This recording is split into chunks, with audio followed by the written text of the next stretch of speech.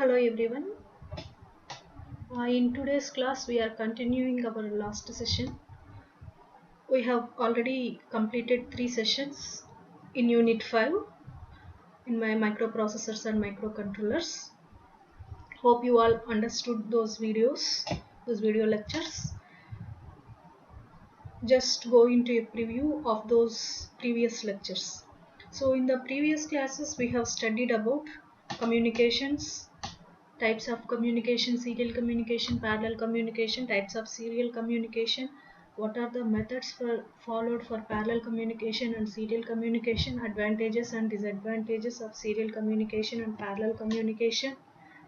And then under serial communication we have synchronous and asynchronous. And then under asynchronous serial communication, what are the protocols that are followed in MSP 430? We have I2C, SPI, Serial Peripheral Interface, USART, Universal Synchronous Receiver Transmitter, and USB. And in the next classes, we have studied about the MSP 430 communication interfaces. What are the interfaces that are provided in the MSP 430 microcontroller and different protocols that are available in those interfaces. So these are the three interfaces: USART, Universal Synchronous and Asynchronous Receiver Transmitter, and USCI, Universal Serial Communication Interface, and USA, Universal Serial Interface. These are the memory interfaces available in MSP 430 which provide serial communication. And these three are the different modules. These are the different modules under these memory interfaces. Under USART we have UART, Universal Asynchronous Receiver Transmitter, SPI, Serial Peripheral Interface, and I2C, Inter-Integrated Circuit. We have discussed about UART and SPI, and I2C we don't have a discussion as it is available in very limited devices.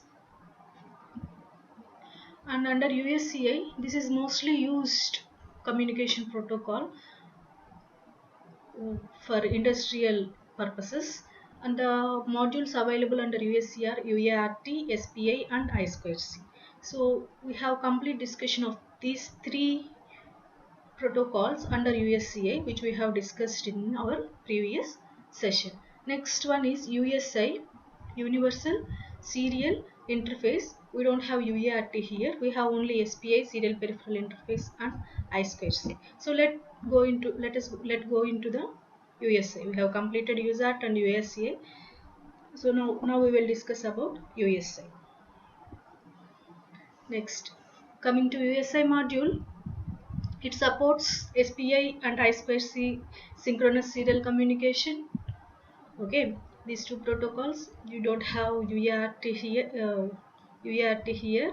Next, it is available only MSP 4X20 series family devices. We don't have in 4 series 5 to 4X family or 5X family. It is present only in 2X family, and this module supports SPI and I2C modes, and it also provides interrupts. That means we can enable interrupts and resolve our interrupts using this module. It reduces the processor load. And it have a flexible clock source selection. That means a more number of clock sources are available in this module. We can select any clock source based on the user. And then next, coming to the block diagram. So this is the block diagram for USI. So it consists of 8 to 16 bit shift register. That means the data length can be programmed up to 16 bits.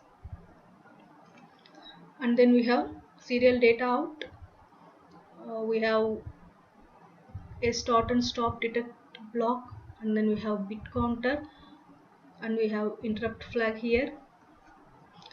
As we already discussed, it has a flexible clock options.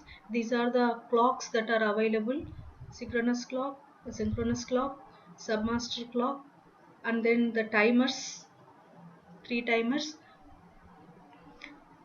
So coming to the SPI mode, so the programmable data length is 8 to 16 bits. We can communicate in MSB bit first or LSB bit first in the data frame.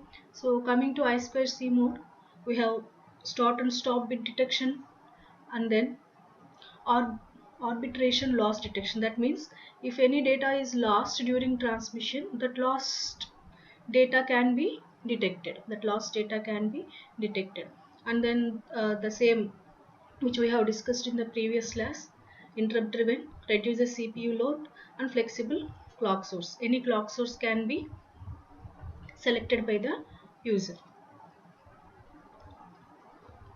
Next, coming to the USI operation in both the modes, shift register and bit counter that include logic to support SPI and I2C communication. That means either SPI or I2C can be selected based on the logic of the shift register and bit counter. Any one of these can be selected. Either SPI protocol can be selected or I2C protocol can be selected using shift register and bit counter logic. Next, it has a shift register up to 16 bits. This shift register is directly accessible by the software, that means by any instruction by the user, and it contains data to be transmitted and received. That means it works as both transmission shift register and receiver shift register. And the next point is either the MSB bit can be transmitted first or LSB bit can be transmitted first. Next, coming to the bit counter, it controls the number of bits that can be transmitted or received. As we have already seen in the diagram, it is a 8 to 16 bit shift register. The number of bits can be selected either 8 or 16 by the bit counter. Next, it counts the number of sampled bits. The number of sampled bits can be counted using the bit counter. Next, initialization of USI module. So coming to the initialization, first we have to reset the control bits present in the control register of the USI. We have to reset the USI software reset bit, and then we have to set USI PX bits for pin enabling, port enabling, USI function for the pin, and maintains port input and port interrupt flag functions for the pin. So this pin enables port input operation and port interrupt flag functions for the pin. Next, so port input levels can be read using port input pin, port input register using the software.